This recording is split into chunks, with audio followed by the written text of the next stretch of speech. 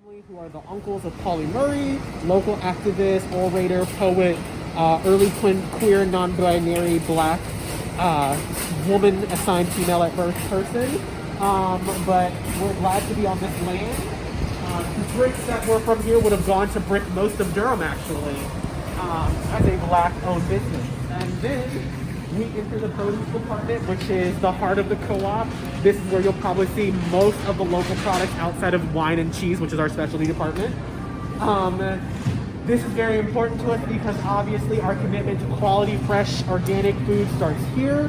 We want to, one of the things that we do is the programming of featuring the images of farms and farmers that grow our food. It's something that we have done better in the past and we want to get back to because we've had such a change in the farming landscape of who is still farming. A lot of young people, black, POC, minority people are farming.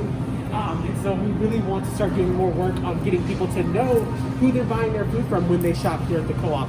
Instead of maybe, at a Whole Foods who's sourcing a lot of their food from Mexico, which we all have to source our food from Mexico in the winter because, of course, that's how seasons work.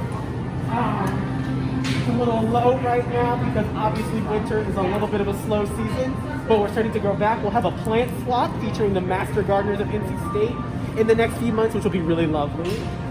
This is the bulk section. This is probably one of the most quintessential aspects of a co-op. Whole Foods recently just got rid of their bulk section. Bulk sections are disappearing because less and less people know how and understand how to shop in bulk. Packaging is one of the #1 ways that we actually put a lot of money into traditional and conventional food systems. Packaging costs a lot of money. The printing, the marketing, the creating, the recreating, so by shopping in bulk, people do actually save money on the front end, on the back end. The front end, it can be a little bit daunting, and thus a lot of bulk programs have died. We are still happy to have bulk honey and bulk grains back. We did have bulk seasonings. A lot of our bulk department kind of had to go under during the pandemic because of quality and sanitation. And we're hoping to see as we get further out of pandemic that we'll start to see bulk seasonings come back because Lord knows my owners want it. One of the amazing additions since pandemic was as we started a new butcher counter, we opened up the meatless department, which features a host of meat-free cheese and meat-free protein products. We're very glad to have this here as a commitment of getting to health, as well as to our vegan communities and vegetarian communities. By having this shop, it gives people, which is obviously a little shopped out because it's popular, it gives people a chance to shop outside of their traditional food structures and again, provide something that our community needs because a lot of people are buying more of this, as you can clearly see. And again, our non-dairy section, which leads into our dairy section. Again, we're trying to put the images of the farms and farmers who produce the products that we shop at, that these are family businesses.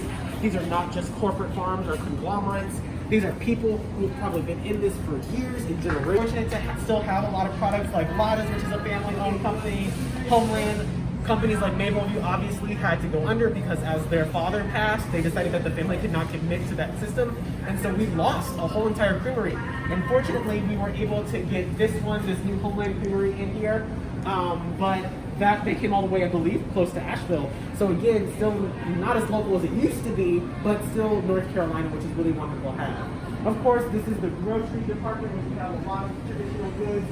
You're going to see a lot of product being from field day and everyday essential. Those are the basic items that I discussed earlier, the ones that we're trying to make sure meet the same price as traditional grocery stores, and you're not going to be spending an arm and a leg on cereal and rice and beans.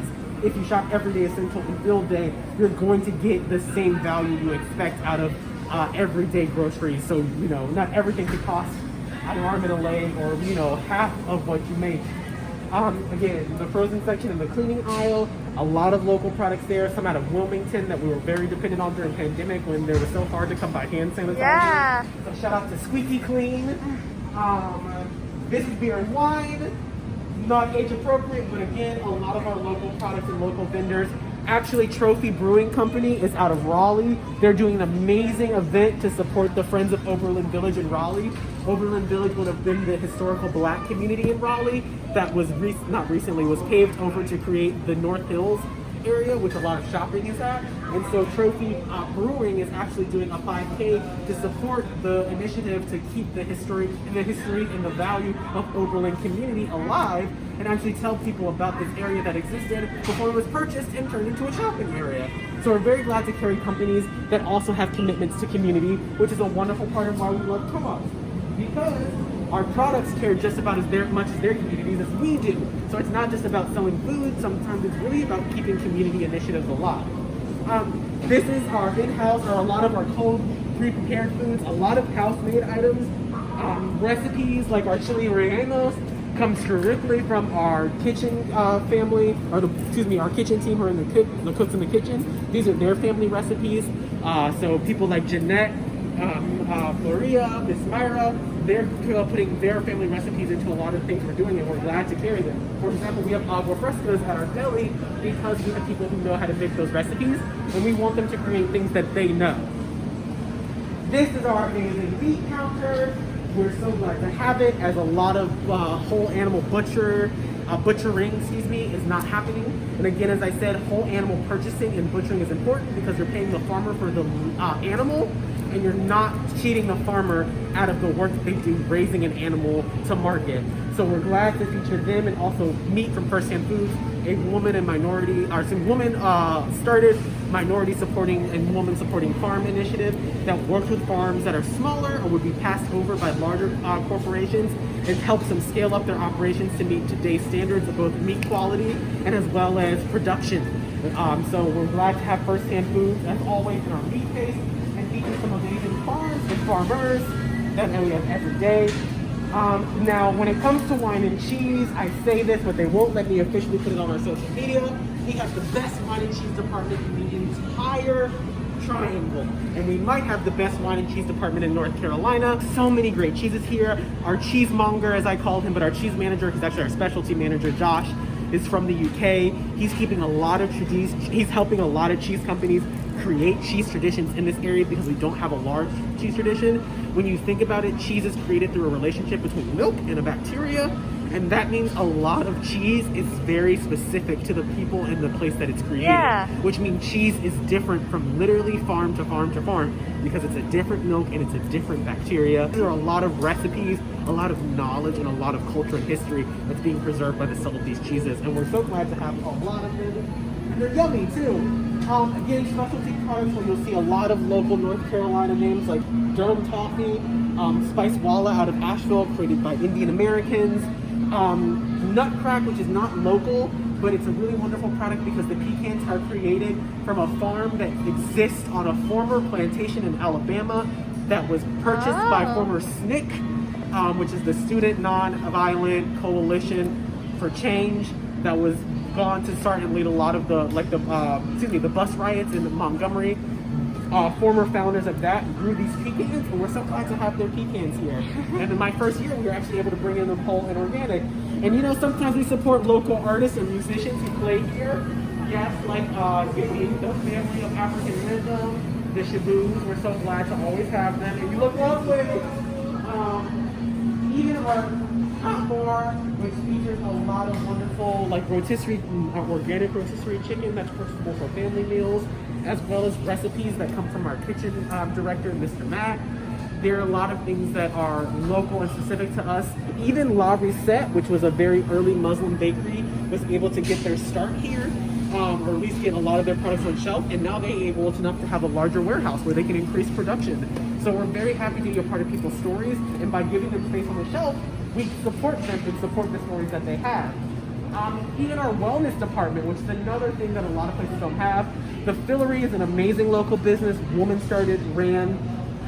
It is a way for people to buy soap products without having to buy packaging, which again creates less waste, and we're so glad to support initiatives like the Fillery, as well as feature products made by many North Carolinians like Plantergy, which is again one of our Asian American created products, or even some of these women, like Suki's Blend and Full Flower. These products are made by women to make people feel good and to understand people in ways that oftentimes other products don't get to understand people because they're not meant for people, they're just meant to be sold. So having sections and departments like these An example, our wellness department is ran by a professional herbalist who's is a member of the of the National Guild of Herbalists, which is the only herbalist guild really recognized in the United States. And by having people with their own knowledge in these areas, we know that the best people for the job are in the job right now, which is really fortunate to have these people with us. And of course, my front end, which without them, all of this would come to a screeching halt. And I'm so glad that we have an amazing front end, again, reflecting the people that we work with in community. It's people like them who keep the clock alive and open, besides the people who shop here. So I'm very fortunate to have a wonderful team behind me and be able to talk about them. Thank you for the tour and speaking with me. You're welcome. I look forward to coming here again. Please do.